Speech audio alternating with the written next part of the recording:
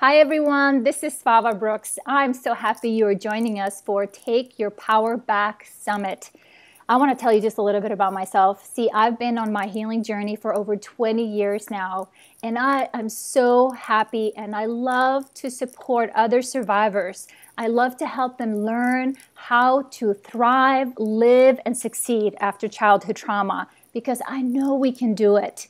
I'm collecting evidence all over the place these days. And you know what? I also know how hard it was to find the tools and the resources to heal from the impact of the abuse. And that's why, like I said, I started looking for people who are walking examples of what's possible.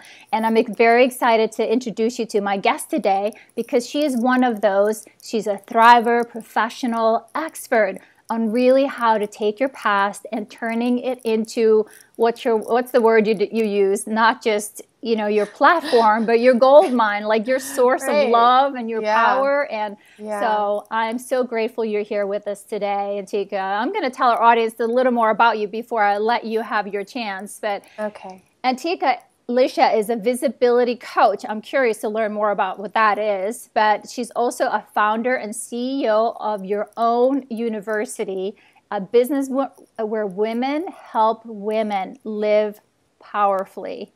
That sounds amazing. As a CEO, she works with the superstar coaches and thought leaders who have shows and lead workshops at Your Own University to create, market, and launch an empowering vision to the world. That's empowering. She works with entrepreneurs, visionaries, and rebels. Think you're a rebel too, right? Yes, I am. Who are ready to see themselves and share their message to be seen by a global audience. You are also a yoga teacher, sport nutritionist, trauma transformer, a professional jazz artist, and cosmetologist. Antiqua discovered how to help women live powerfully, and in 2011 was awarded one of America's premier experts in self-care for her work with women overcoming child abuse. Thank you. She now hosts a weekly radio program called Shine and is the best-selling author of her book From Bondage to Happiness. She's a regular contributor to many magazines, speaker, and a coach. And her unique program that we're going to learn more about today, Divine in 9, is her step-by-step signature system to take you from letting your past rule you to letting it serve you, and that you can take it all the way to the bank. Right? Is this bank, right? All banks. That's right. Okay. Great. That's amazing. And I've been watching you. I've been watching you for a couple of years now. So I know. And that's why I also wanted to invite you. I know you're one of these people who really walks your talk. And I'm in awe of you. So thank you again for being here. Oh, thank you. And everybody, it's so wonderful to be here. And I speak a lot and I talk a lot about empowerment. But this group of people that you've brought together here, Svava, is, this is where my heart is. I'm a deal breaker. I'm the stopper in my family, and on both sides, my mother and my father's side. And I was that rebel girl who couldn't keep her mouth shut and told. And it's great that I've gotten to work with so many women over the years. And it's also beautiful that now there's more and more of us that are saying, this is possible. We're all deal breakers. We're standing up and we're starting the conversation. And I feel like, and everybody listening, can you just feel inside you how, yes, in the 80s and 90s, the conversation started. We were able to speak, social services started helping. I mean, all over the world globally. But now there is an acceptance that's happening this year specifically, where I've felt a shift of women really coming out of the phase of therapy and needing to speak, and, rehash their story and figure things out and question themselves why. And they're realizing that why question just continues just to keep them in this survival mode, and they're ready to thrive. They're ready to okay, now what? And I've been waiting patiently for 6 years doing this work for and I'm really excited. That's great. Well, you touched upon a few key things I think that I always kind of listen for is that why conversation, right? And because I think that's where we stay powerless, because no one can really answer that question but you, for you, right? And the other thing I love about what you do is that you're empowering women to work together. Because I think as we're stronger together is one of my favorite lines, but I also just think the power of women coming together from that support and model is really profound. Yeah, absolutely. So thank you for doing that. So I know this passion of yours goes far and deep. Is there any more that you can tell us about your background story in terms of, how did you move from, being a victim to start to work with survivors? What was like the transformation or the point for you? It sounds like you became a rebel, and I can relate to that part. Yeah, I mean, I went through the stages of healing as I've grown to understand them. Quite naturally, which did create the rebel. But when I was 21, my anger, my upset, my self-denial, my hurt turned into cancer. And so then I literally was forced to look at the childhood sexual abuse that started when I was 18 months old. And, accept it, a different take than deal with it. Cause I got into the system when I was 13. So I was going to group therapy and going to one-on-one counseling. And then my mother was going through her own abuse story at the same time. Cause she woke up when I kind of punched her and made her wake up, proverbial punch, yes. Like let's deal with this, and so she had to, or I would have been taken away, and she she was doing different kinds of therapy. We lived in Boulder, Colorado, which is a very progressive, holistic community of healers. I mean, it's a huge place for healing. And so, I was doing all different kinds of work, spiritually and mentally and physically to overcome my childhood abuse. And at 21, when I got cancer, I realized that I was kind of addicted to that work. It gave me a purpose. It gave me drive. It gave me fuel to keep fighting. And then at 25, I just figured out, or 26, I'm changing my story here because I've said 24 forever, but it was 2000. It was year 2000. So I had to be 25 because we just do the math in the car last week. My adrenals failed. So an event happened when I was 11 where I was fighting off some men that my one of my abusers had brought to show me what a penis was, or multiple different kinds of them, because I said no, I didn't know what a hard-on was. So I was going to get educated, and I'm sure so I could really experience it. But they came back after an evening of education and to finish the job, to rape me or have sex with me, whether they thought it was going to be something I agreed with or something, I don't know. And I took a hunting knife and decided that I was going to fight them off with this tackle knife from the stables. And I'm 11, and they turned the knife on me and raped me with the blunt end of it. And I disappeared from my mother for a week. I thought that was 2 days. So if you read my book, I was gone for a weekend. This year I found out it was a week. Because I finally wrote about it fully. And my mom, from failure to success. And my mom's like, you were gone for a week. I didn't know where you were for a week. You weren't gone for 2 days. I was like, oh, well, let me change that, because she checks my work. Because as children, we get confused. So when I was 25, that experience had sent me into fight, flight, or freeze. I'd been abused before. I mean, off and on by people forever, but it was always family members, always very gentle, let's just say. It was a very safe place. Yes. Not appropriate, but safe. And so this was the first violence that I had experienced.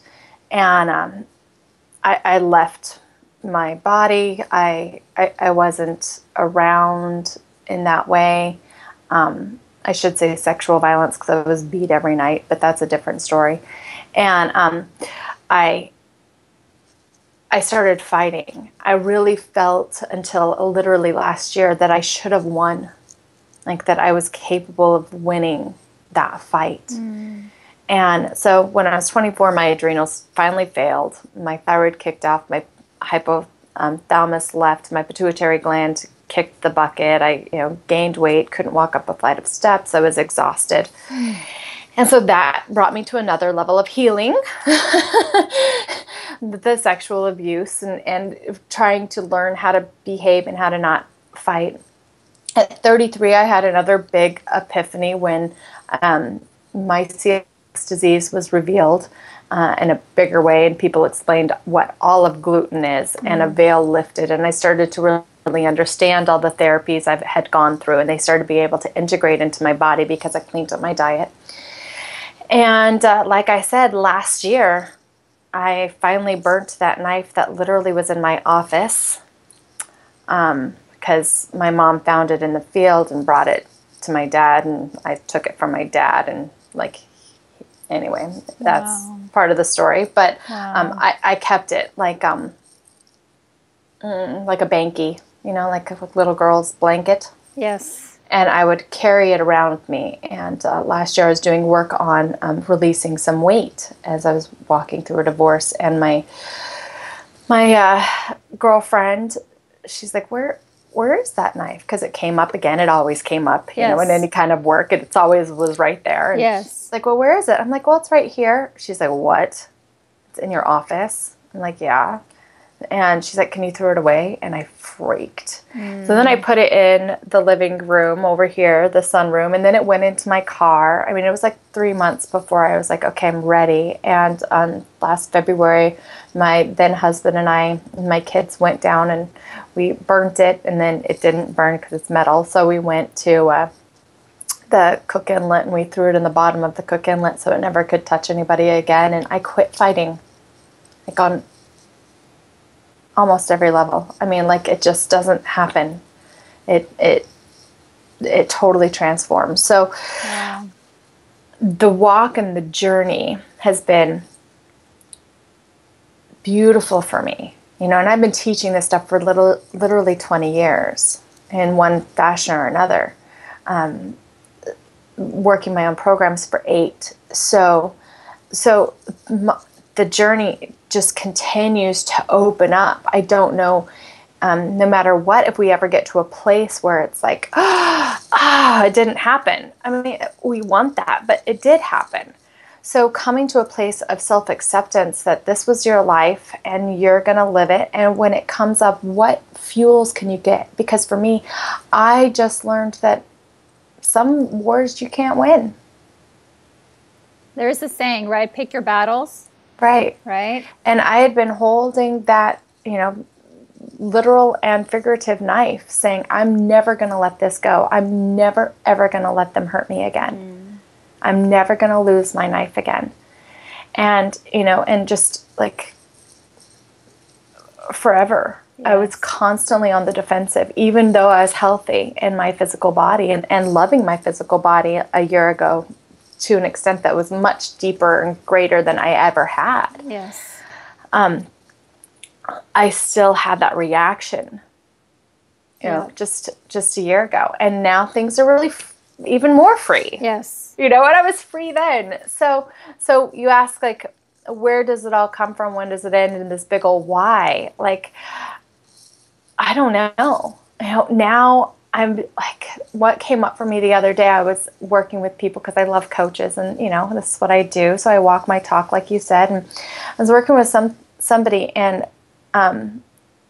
and the beatings came up. And I'm like, oh my gosh, yeah, I can deal with being beat now. I can deal with some this little trauma for me, because there was bigger ones in the picture. Yeah. So, now it's like it's freeing up all this space for me to accept and integrate and love the little girl within me that was told she was worthless.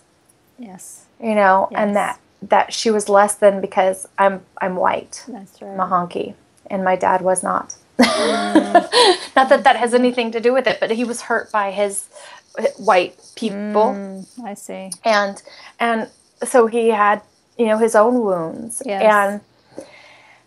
And I happened to be white. So I got to hear about it. Yeah. And it was like, wow. Now I get to do this. So it becomes a freedom to deal with your stuff rather than this like thing that you're trying to overcome. It becomes a place for you to go, look where I'm at. I've come so far. Yes. And I think like you said, people say, oh, you just have to accept it. Things happen, you can't change them. And yes, that is the process, but it's not like one event. It's not just like, I'm going to just accept it and I'm fine with it, right? But it's just like, because the body remembers and your brain remembers your the stuff that's hardwired to protect you, who, makes you hold on to the knife, even though it doesn't serve you anymore. Deep down, you feel like this is my safety, this is my protection. And until we slowly, progressively get to see like, wow, I'm still holding on to this piece of me. It protected me somewhat back then, but it's like now it's the thing that gets in the way of me accepting myself, because I think if I lose the knife, I will disappear, or a part of me. So right. So it's about learning, developing relationships with people that can help you integrate that. That's right. That piece of you. So you're not losing anything, but you're coming to a greater understanding of who you are and not the event. That's right. For me, I feel like more and more of my clients come to me when they're really ready to define themselves beyond the event, and they've deciphered the event. They've gone through the event. They've ran the event. They've some of them have written about the event. Some of them still want to write about the event because I help them write their stories and write their talks and put things together, really owning their life. And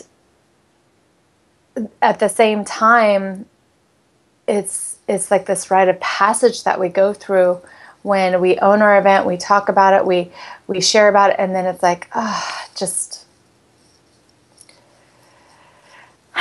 what does that mean about me? And how do I want to exactly. Right, how do I want to decide that? Exactly. And we get to start defining ourselves. So I used to say, I'm a survivor of sexual abuse. And I'm sure my brows, I could feel it. My brows went, I'm a survivor of sexual abuse, so I help women who have survived sexual abuse because I have this great program. And now it's like, no, like, I survived it, whatever. So did, 1 out of every 4 women and 1 out of every 6 men, I survived it. I rocked, I rocked that shit out. But at the same time, it's no longer my definition. It's no longer controlling me. Who am I? I am a mother that I'm a deal breaker. I'm a deal breaker. I'm a mother. I am beauty. I am powerful. I'm secure in myself. I'm absolutely worthy.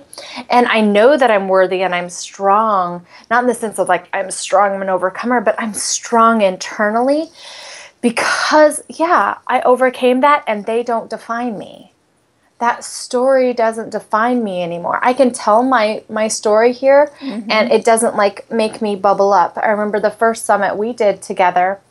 Was the first time I really told my whole story. And I remember feeling like I was going to puke. I remember feeling like all this stuff. And that was such a beautiful moment. Mm-hmm. But to be here 4 years later or 5 years later, however long that was ago, and say, yeah, like it's no longer, it's a story. Like, it's my history. It's part of my path. It did influence who I am, but it no longer defines who I am. No, exactly. And coming to that place is what I call thriving. Mm-hmm. Yep. And that's when you take your power back. That's when you start choosing and thinking for yourself. And especially if you've gone through abuse, and even more so, I believe, if it was family members or people close, that they're telling you what you are and who you are and how you are. And so to be able to absolutely take that power back and say, all right, they said I should, or they said I should be like that. How am I really choosing to be? How do I want to be? That's right. That's right. And I want to be a calm mom. I want to have my head together. All these things that were not reflected to me as a child. And my kids are continuously this year just saying, wow, what happened? Like, really? You're not going to yell? My daughter just said the other day, what, you're not going to yell? And I was like, no, actually, I don't feel the need to yell right now, but I'm not happy with what you've been doing. That's right. You know? And to do that without thinking about it or consciously having to like manipulate myself or tuck things in and, force out the niceties, to be able to breathe through those high intense situations where your buttons are being pushed, like that's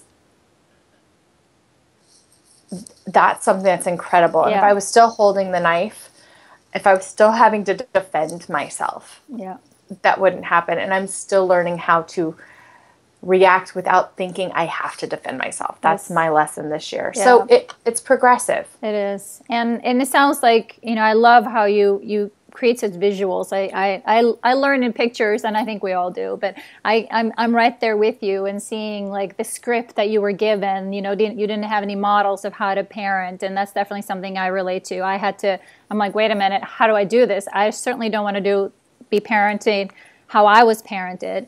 But also the power of that script, like the words that we were told and who we are and what we should or shouldn't do. It's like, wait a minute, it's like these aren't even my lines. Why am I living my life by this script that isn't even mine? So like the story, you get to rewrite it. It's like, who is Svava authentically showing up and really bring about, and that comes from stopping, right? The defense.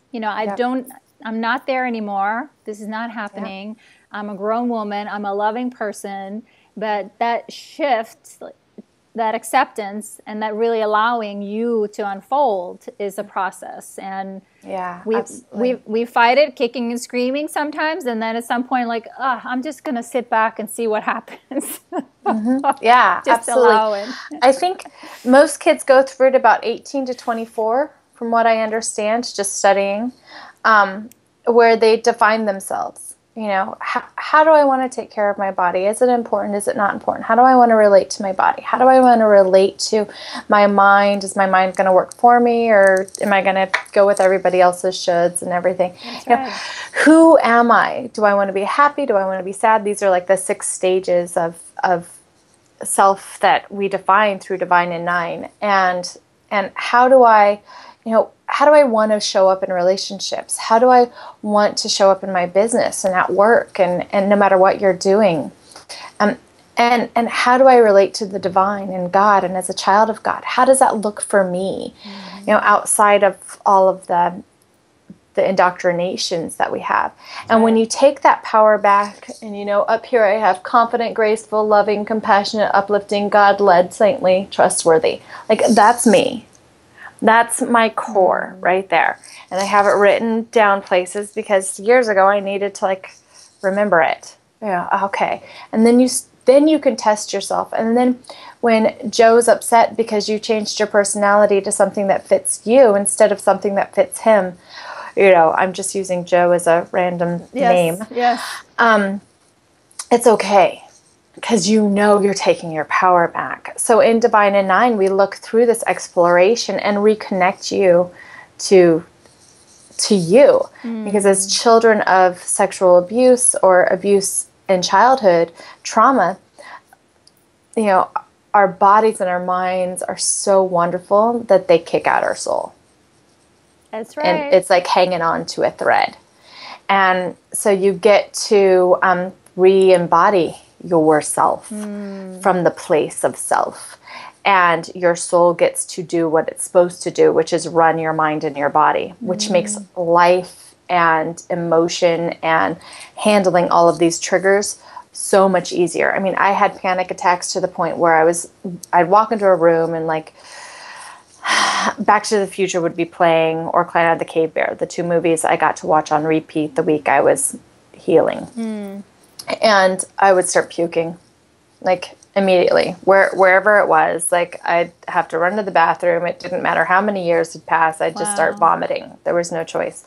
My husband would walk into the kitchen and like come up behind me to kiss me, and I would want to punch him, you know, and freak out. And I couldn't do anything about it. And you know, the crazy thing is last year I watched those movies totally fine with my kids, Back to the Futures.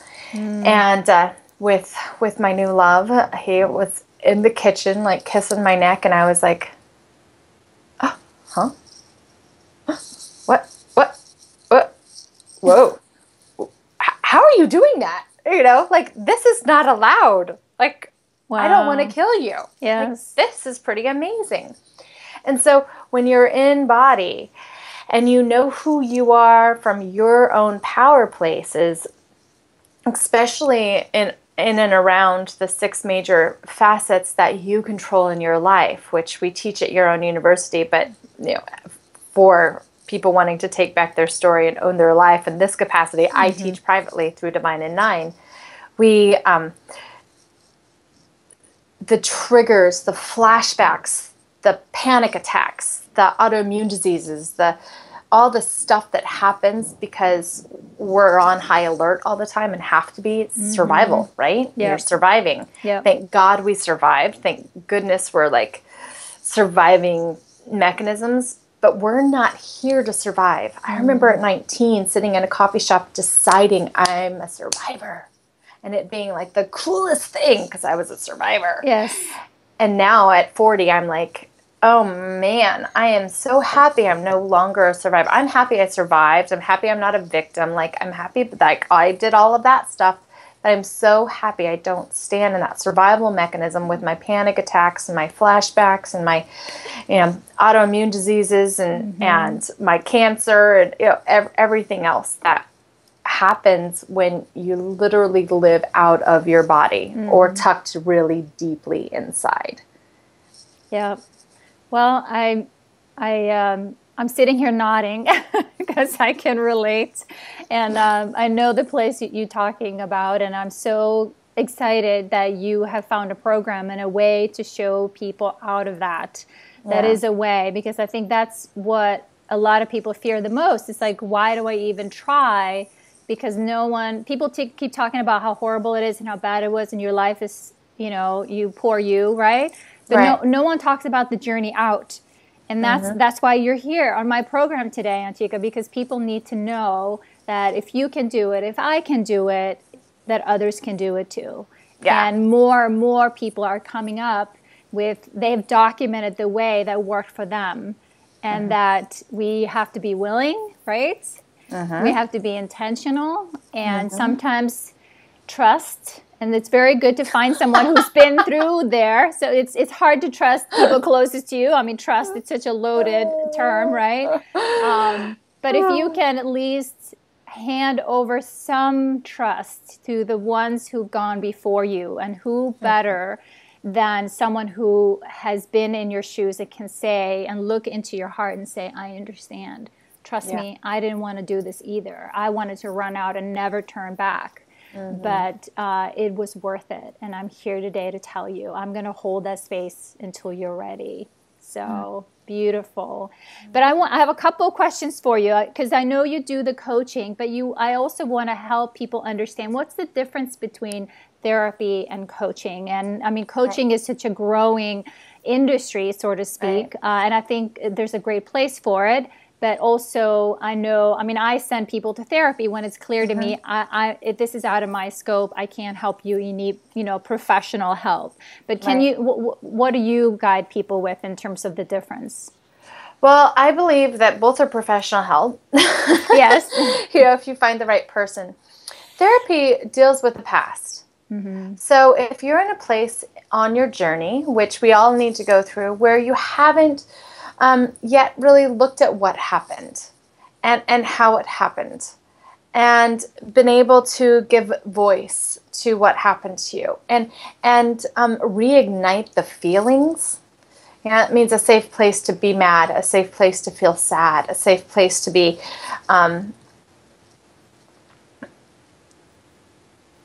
overwhelmed. Okay. Yeah. Those things. Yes. If you haven't done that, if you haven't looked at the past and rehashed it in a way that you know what happened to the best of your ability, I mean, different things will come up because we stuffed a lot of those memories to survive. Thank goodness we have that capability as human beings to forget. But until the time when it doesn't really scare you to death to have another memory, that's you have enough that it's a safe place to look back. So that's therapy.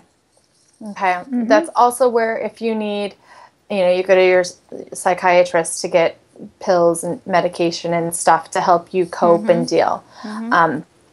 There was different times in my life where that was mandatory for me to be able to see the light and jump to the other side. Yep.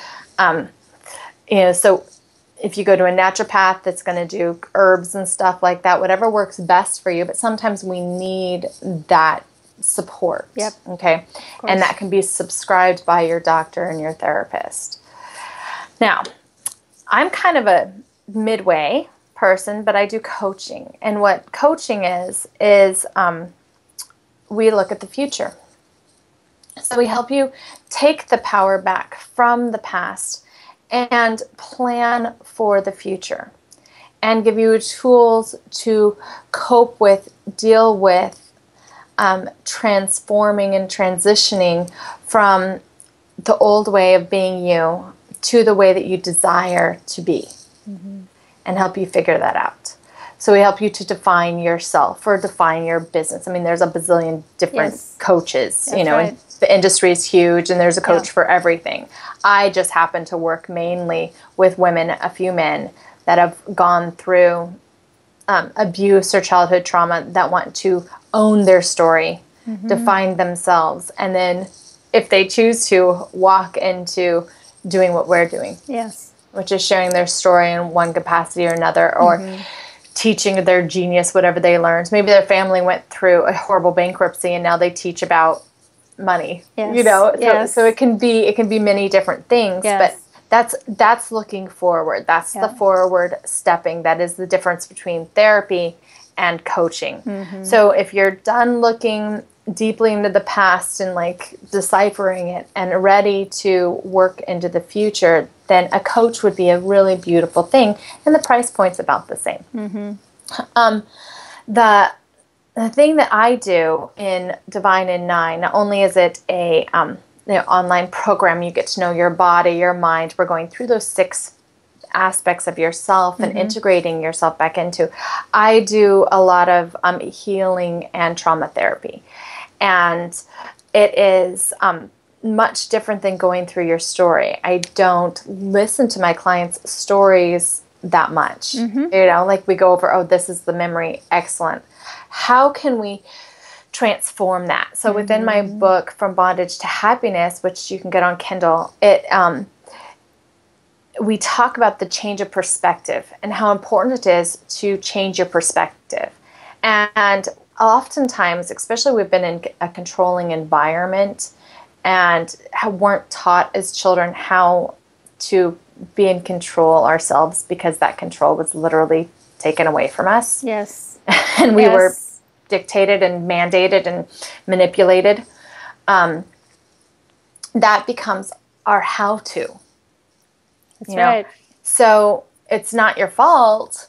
It's just how our literal neurons fire in our brains, or our subconscious and unconscious and conscious minds all like just don't have the pathways yet lined up to control this. So what we go in is we go in and we shift the perspective, and we create new neurotransmitters literally in your brain to overcome, in a very positive, forward-thinking way, those old programs of you're worthless, you're broken, you're a slut, whatever that is. Yeah. And do you use like the CBT? Is it like, or do you use any type of method or technique that you could share with our audience? Or I use many, actually.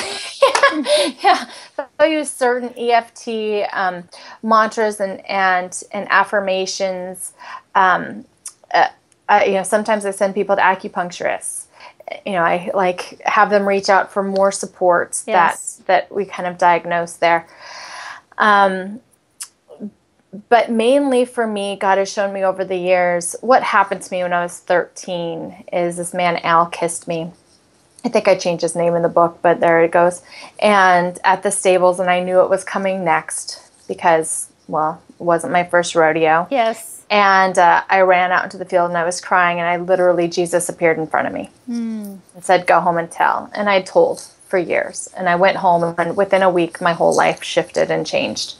And that's why it's God's Miracles is one of the books I've written. And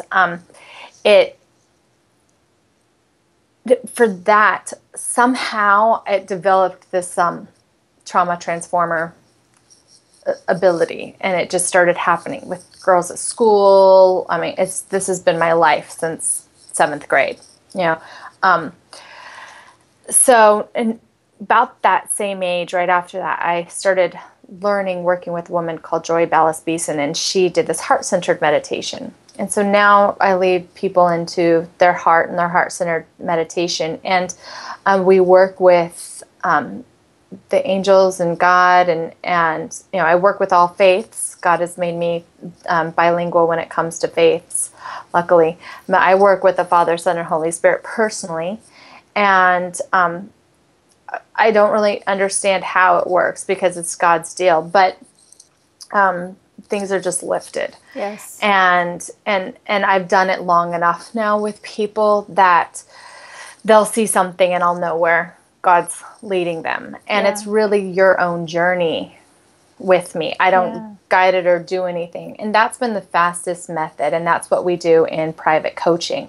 Is the Divine in 9 course is 9 weeks of coursework and getting to know yourself and self-exploration and cleaning up your diet and feeling this new love for your body and falling in love with your mind and how do you use it. And then together in our private coaching, we go deep into your heart. We reseed the soul. We do all this stuff. And I pull up, EFT and tapping and certain different trauma therapies that are really effective, that work really fast. And then we do this heart-centered meditation that, I know that we're like kind of there on the cusp of time, but everybody can go to Blog Talk Radio, Your Own University. And I haven't done one in a while because God's told me to take a break. I don't know when they're going to start, probably Sundays again. Yes.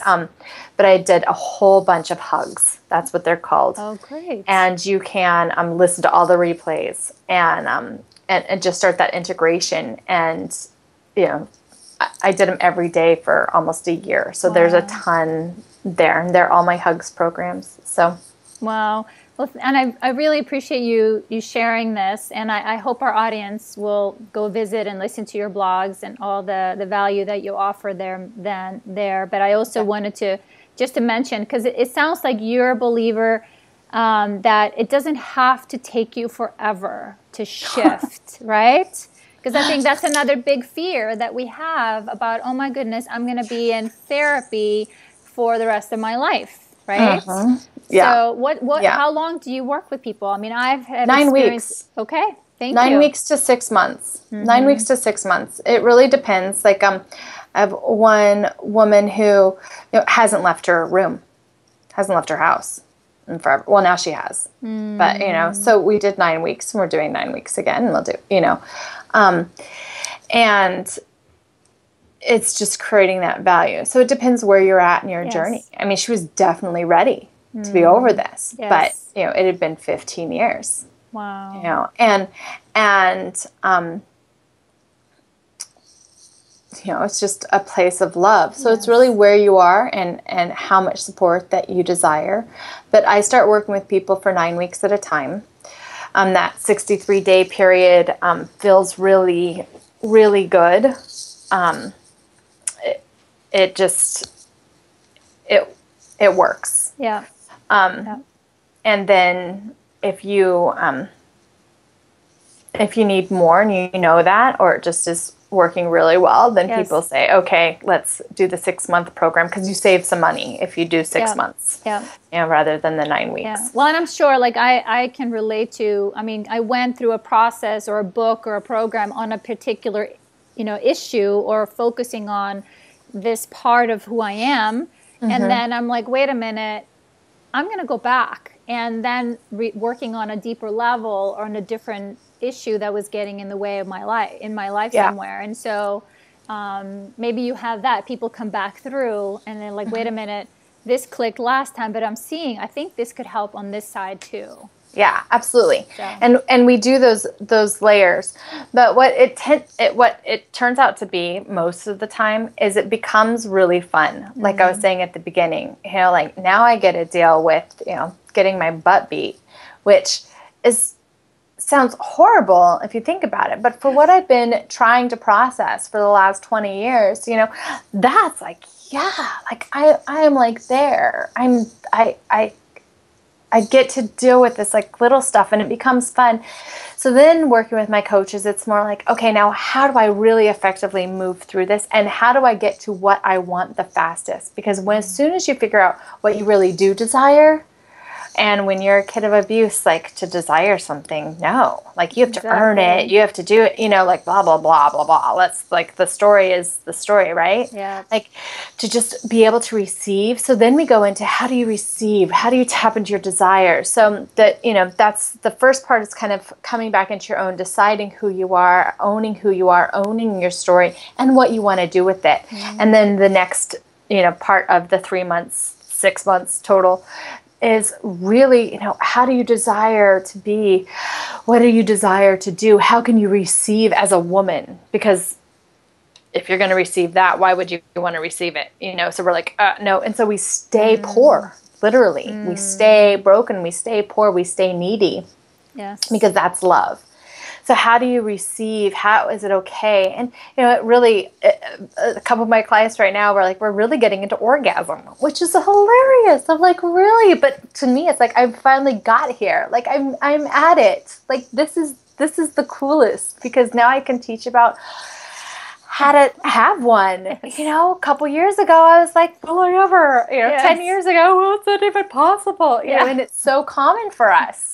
Especially if we've been through sexual abuse. Like, it's so common for us not to. And I had a 30-minute one, like, a couple months ago. 30 friggin' minutes. Like, talk about relaxation and surrender. Yeah, really. So it's possible to have this full encompassing healing. And I do go everywhere with it. Because as overcomers of sexual abuse, sex is a big part of it, and sex can be really wonderful, really, really beautiful. It's supposed to be a treat, and it wasn't for us, and that sucks. So we have to overcome these lower layers in order to get to this higher layer of really receiving and trusting your body and being in your body enough to really experience pleasure. So we get into that in the 6-month program a bit more. Wow. Well, you are a rebel for sure. You go places, and that's what I love about you. Your strength, your courage, and you're so authentic in your expression, and it's just so beautiful. But our time is almost up, and I do hope people will come and visit your website. And I want you to mention it again. Okay. Your link, I'm gonna and also place a link underneath this video. Divineinline.com, correct? Yeah. All right. So then if you sign into divineinline.com, Divine in Nine, the group program is opening up pretty soon. I think it's going to be the beginning of May. And so that's going to be happening. I host webinars often just to talk about these 6 places of definition, to redefine yourself, just give away some really great information there. You'll also get free content to the stages of healing and a couple things on a talk I did last year that invites you to Divine in Nine last year, but you can ignore that invite because obviously it's over.